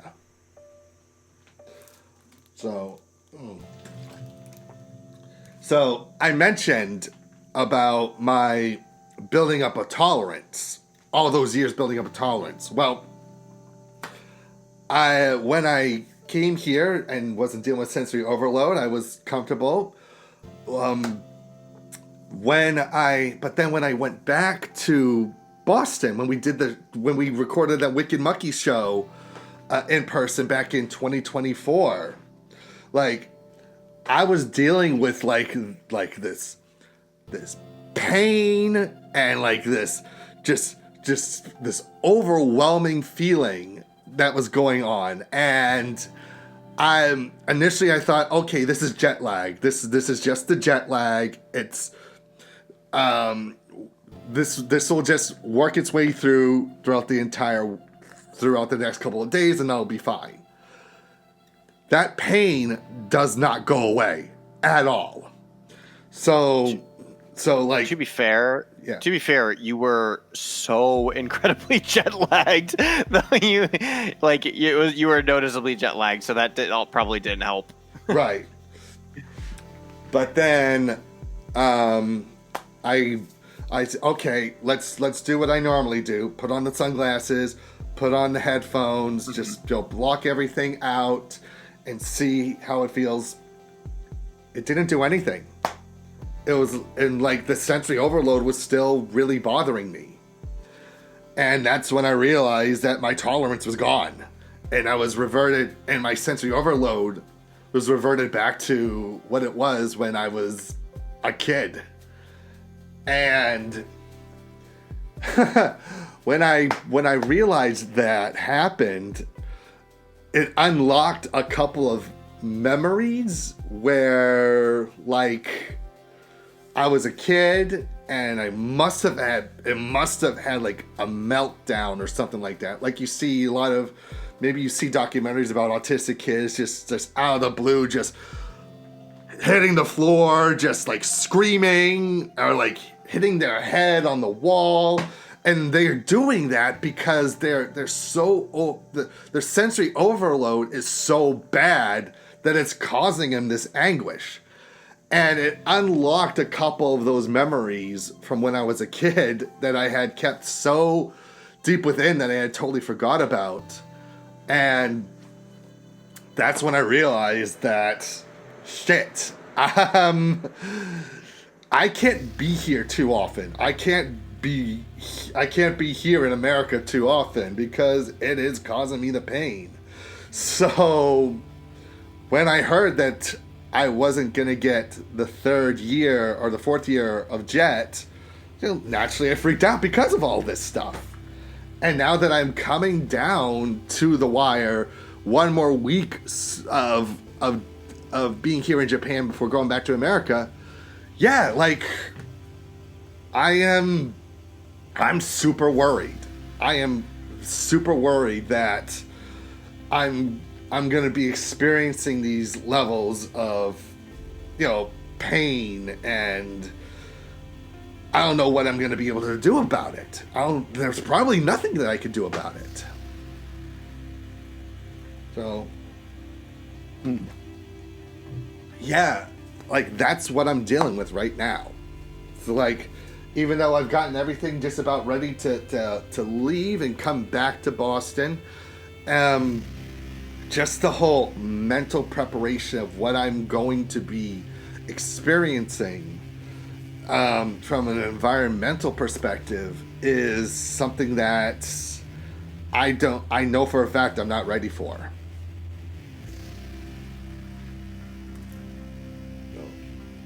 Yeah. So I want to say something encouraging in that regard. Yeah. And the words just, I don't think there is anything that I can say at this moment until you like actually face it head on yourself. Right.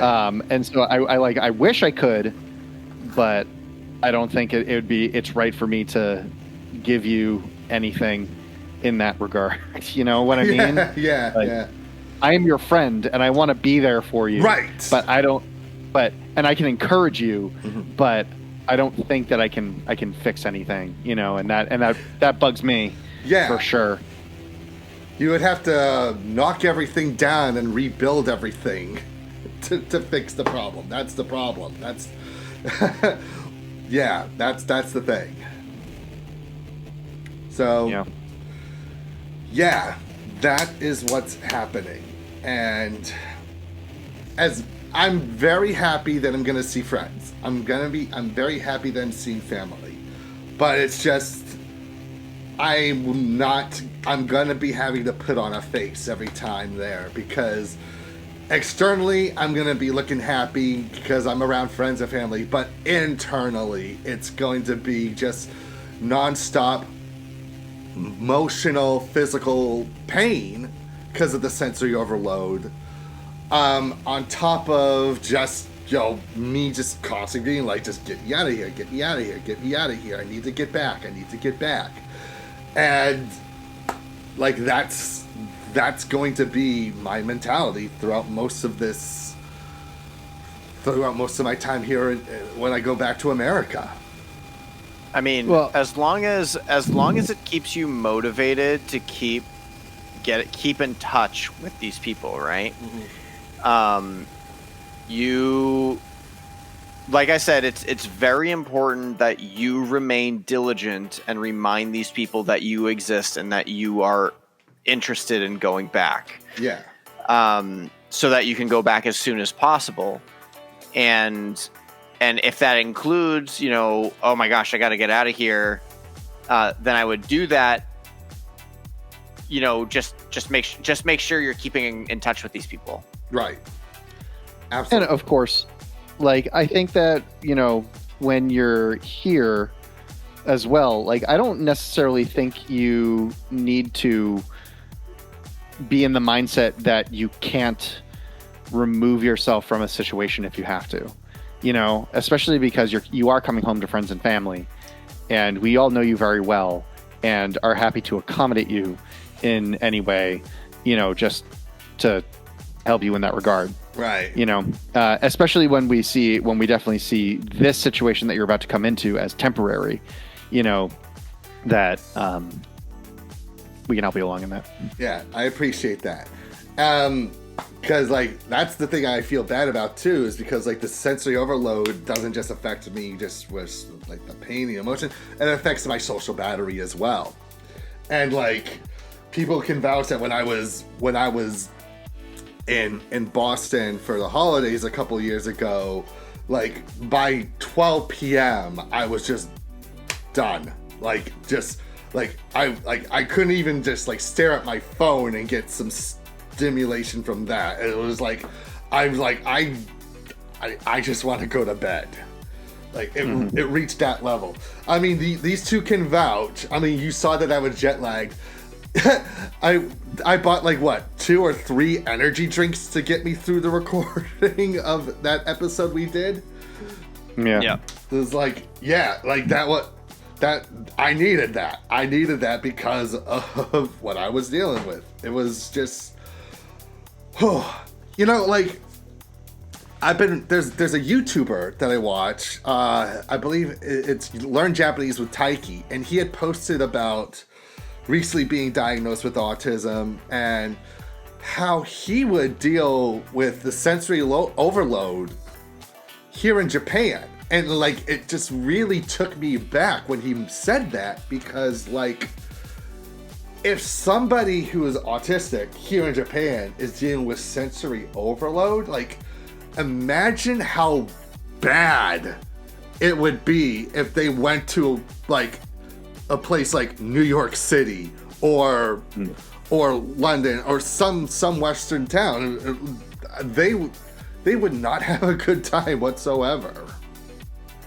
Yeah. So, like I said, this is the situation that I am in. So, hopefully temporarily, I'll be returning to Boston next week. As for everything else, like, first and foremost, the name Duck Amuck in Japan is going to stay the way it is, the website itself, because like 80% of what I post on the website is Japanese related. So like, I'm not in Japan, but I am still diving deep in to Japanese culture, Japanese pop culture. So, website name's gonna stay the same.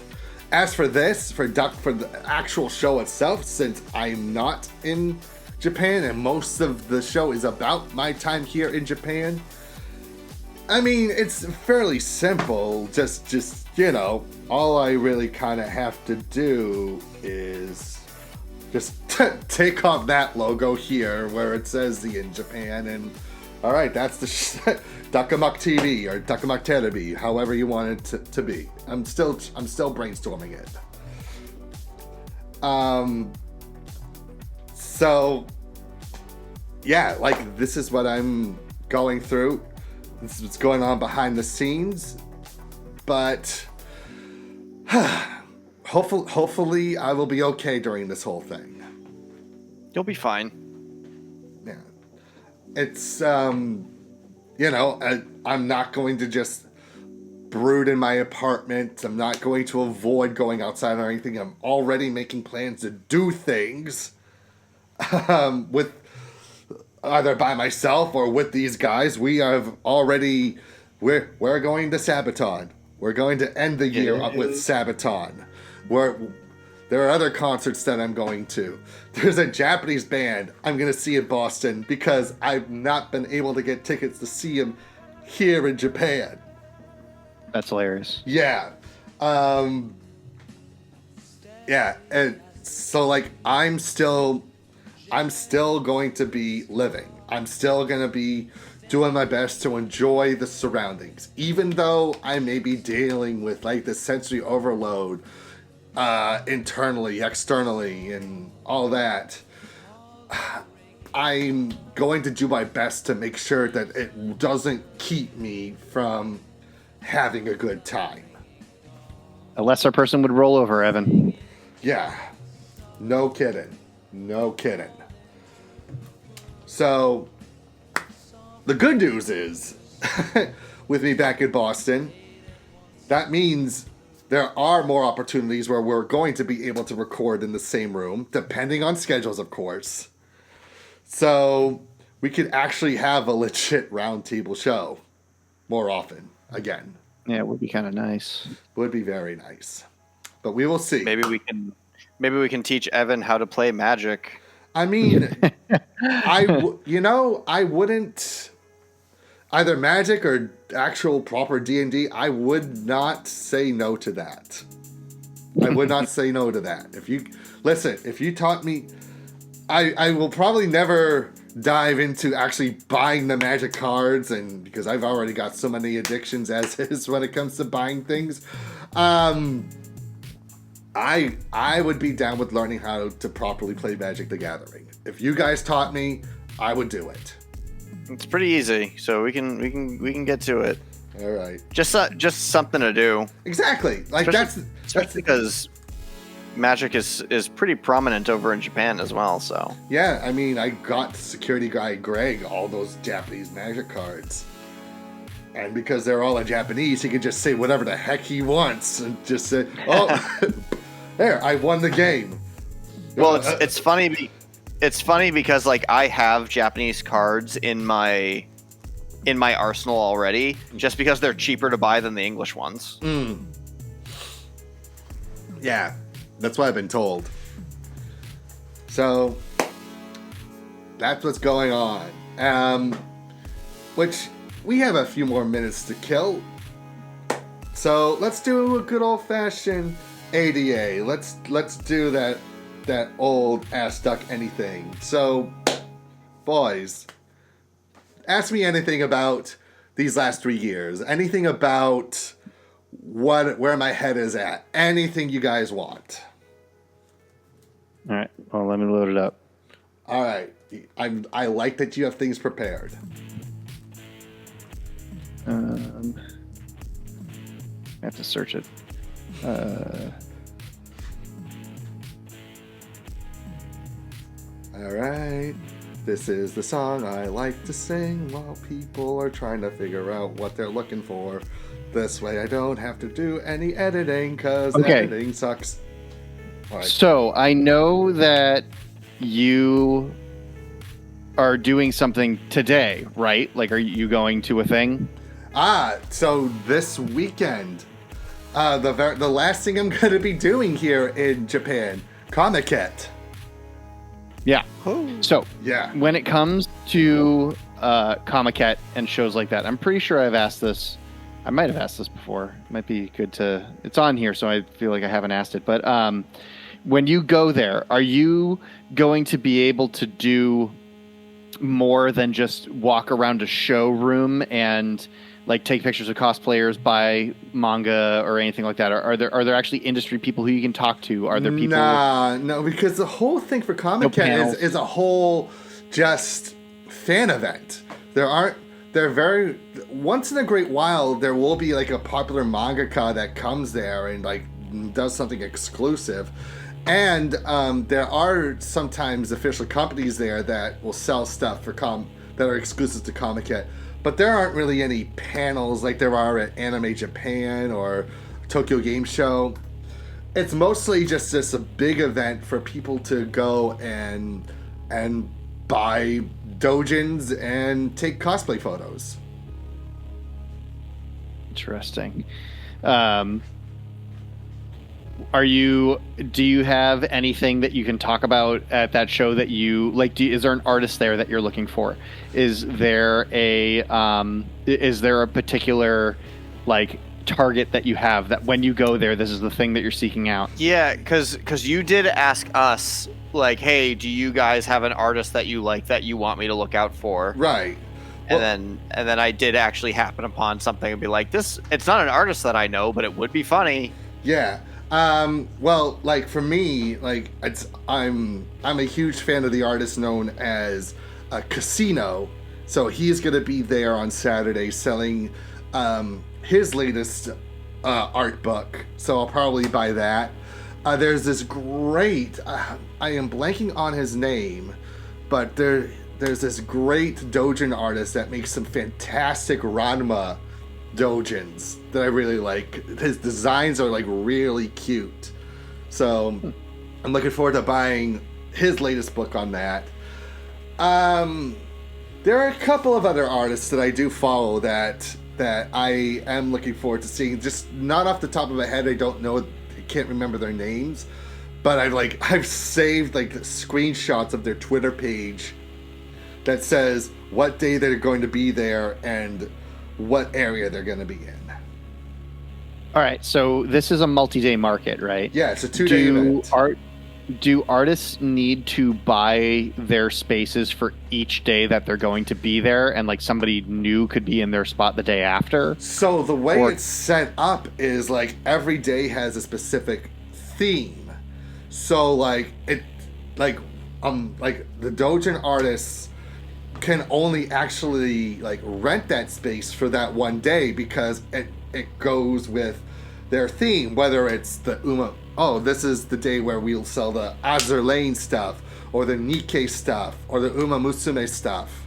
And then the next day we'll be like, all right, here's like the Boku no Hero doujins, and here are the Naruto doujins, here are the Sakamoto Day doujins. Like every day is different. So you can only reserve for one day, and it has to be on the specific day when your comics would match with what it is that the theme's going to be.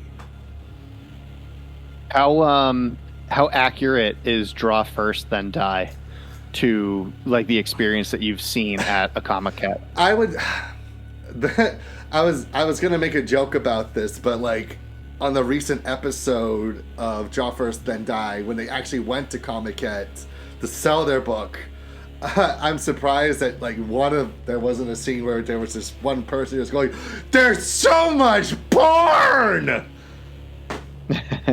Because I can't take pictures at Comic-Con because there is so much porn at Comic-Con, and they don't hide it. They'll have big giant banners and signs and like all over their booths just of uncensored tits. And I liked the way that you described it before, where you said like every time I turned my head, somebody was committing a crime. Yeah, yeah. There's that problem too. There are some that was just really funny. The way you put it. Yeah, there are doujins there that are like, you should be in jail for this. And I'm not even joking, because people have the attitude of like, oh, they're just drawings. Well, yeah, but he had to reference them somehow, and like, right, gross. No. Interesting. Gross. So that's kind of crazy, right? That Draw First Then Die puts children into that atmosphere. And of course, they obviously don't touch on that, but like that is a cultural process. So like, are there children who go to this show, or is it like an 18+ event? I've seen high schoolers there. I've never seen anybody like. I don't think I've seen children like elementary school kids at this event. I think the oldest I've seen are high school. But I think those that are in high school are restricted from going to certain areas because of the 18+ stuff. Sure. Well, because it is interesting, because even though they're drawn a little younger, it seems, Draw This Then Die, they are high school characters. Yeah. And I know that, but even still, it's just one of those things where, like, you know, in our society, like, we're definitely a lot more cautious and reserved about those sorts of things. Like there are people at comic book conventions that like we actually literally see laughing at Andrew's stuff because his characters don't wear shoes. Like it's you know, and in that regard, it's really frustrating that like sometimes our culture has become. And I hate to use the word prudish because, like, I don't think that's the right way of putting it. It's just that, like, I guess some kind of quote unquote sexualized content is deemed in a way. That's just it. It's internet culture has made everything a meme. Yeah. And therefore I don't draw characters with shoes. Therefore it's funny because it's clearly sexual. And it's like, all right, like we get it, like foot fetish meme on the internet, on Twitter, all that stuff. It's just like, but and it's just like, oh, I saw somebody without shoes. It's like, no, I'm a pinup artist. Every single pinup since the 1950s has been drawn with barefoot women. Like it's just like not World War II like planes had pictures of barefoot women on there. Right. Yeah, but like internet culture has just destroyed the Gen Zer's mind, you know, in that sense that that art doesn't exist anymore.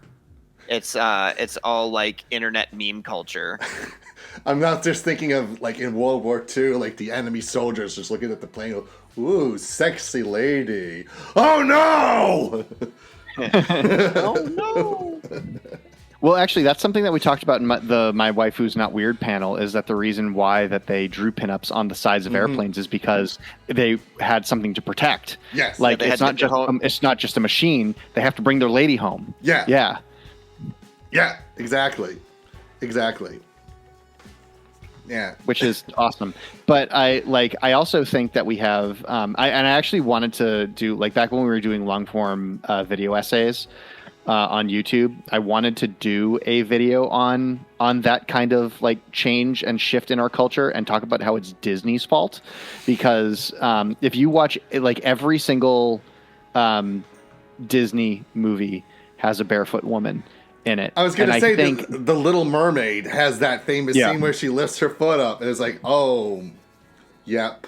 Mm-hmm. Yeah, but and the thing of that is I really truly believe that, like, that's how they did nudity in movies, you know, is that, like, almost in the same way that, like, you know, oh, like the joke is that, oh, haha, you saw an Amish lady's, you know, ankle, how, you know, so, you know, how scandalous. whatever, how scandalous, you know, and it kind of turned into that for Disney when they can't put sexual content into a children's movie, so there's just bare feet, and that has shaped our current culture into laughing at that every time it comes up. Instead of it being art, it's a joke. Right. So exactly. Well, and this leads us to Comic Hit.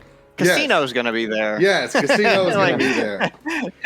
Which, like, yeah, that's his specialty, but he's like a prominent foot fetish artist. Yeah. Is he really? Yeah, but like his artwork is just so good.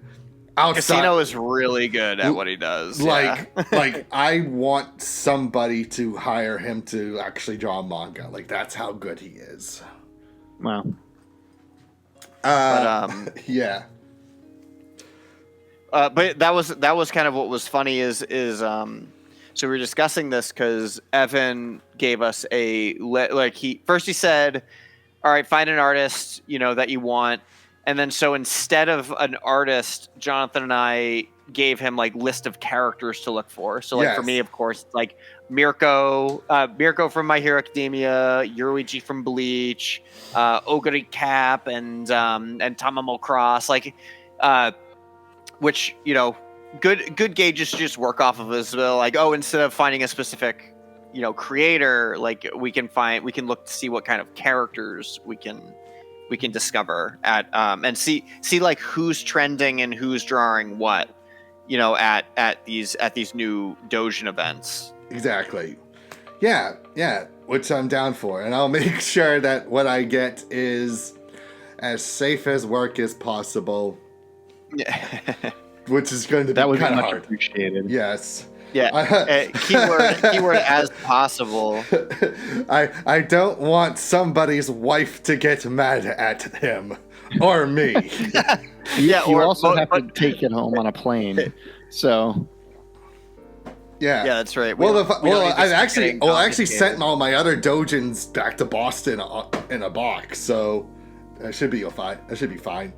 So long as it's not on the carry-on, it should be okay. True.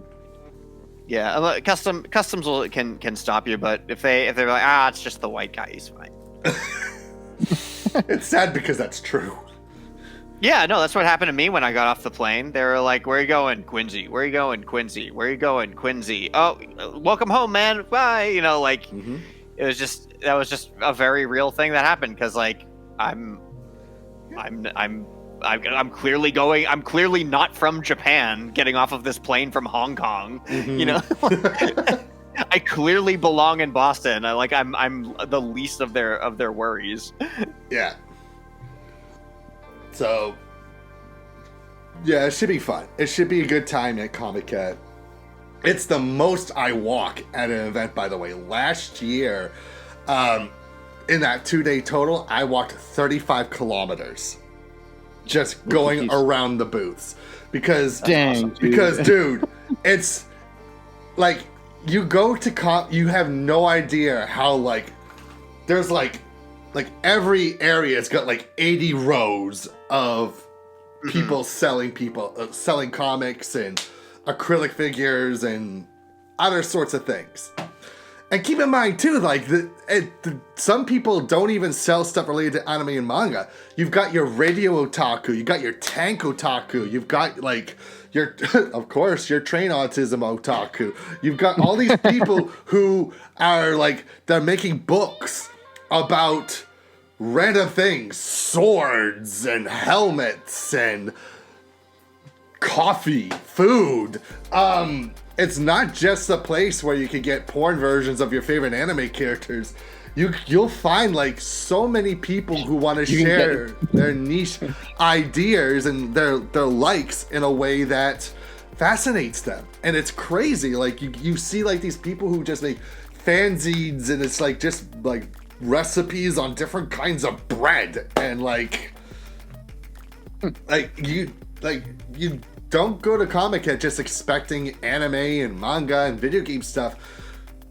Like, expand on the horizon and like just see just the passion for so many people for things that are outside of that realm, because they exist and they dive deep into it, just like the people who do all the anime stuff do.